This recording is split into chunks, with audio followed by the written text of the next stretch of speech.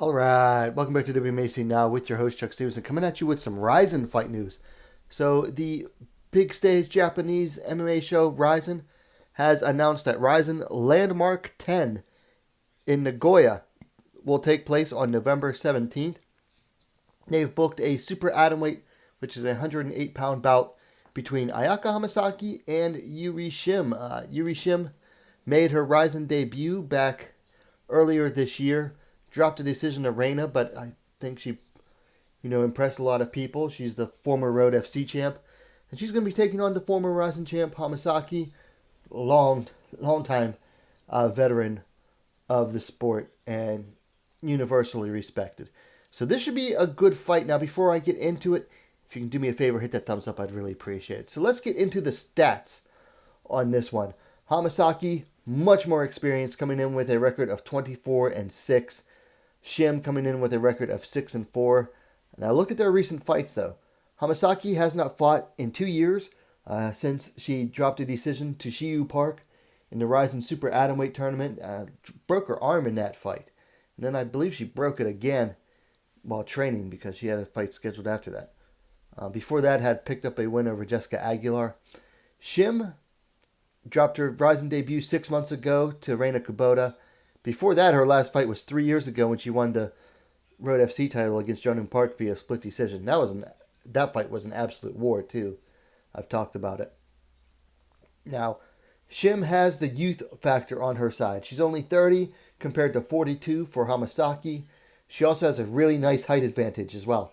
5 feet 6 inches, 168 centimeters to 5 feet 1 inch, 155 centimeters for Hamasaki. Tapology does not list Shim's reach. Hamasaki's is listed at 63 inches, 160 centimeters. I'm going to guess the reach goes to Shim as well. So this should be a good fight. Yes, Hamasaki has the experience. Yes, she is the better all-around fighter.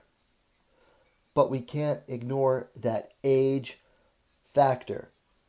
It's going to play a big part. 42 years old, 2-year layoff, including breaking your arm twice.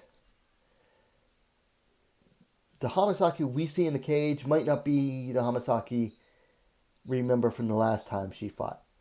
Whereas Shim, she was coming off a long layoff in her last fight. Did pretty good against Reina. I think her biggest problem was she was going for takedowns. I don't know. Striking-wise, Hamasaki's more of a pure boxer style. Shim is a Muay Thai fighter. Now, if it goes to the ground, Shim has pretty much no chance. I'll be honest with you. Shim has almost no chance against Hamasaki. For her to survive on the ground against Hamasaki would be like a moral victory for Shim. So she does not want to let this go to the ground. If I were Hamasaki, I wouldn't even try striking with Shim. I'd strike just enough to get in close to get a takedown. Hamasaki style comes from judo. So she has the takedowns from the clinch. But in the clinch is also where Shim is very dangerous. She is really nasty knees. She'll be able to use elbows here in RIZIN. Something that Road FC has never allowed his elbows because of cuts. RIZIN allows them. So, could get dangerous in the clinch for Hamasaki. I say could. It depends. We shall see. I don't have a pick here. I've got to really think hard on this one. Because, like I said, that layoff, that long layoff for Hamasaki could really hurt her. Anyway, those are just my initial thoughts on it. Ayaka Hamasaki versus Shim goes down at RIZIN Landmark 10 in Nagoya on November 17th.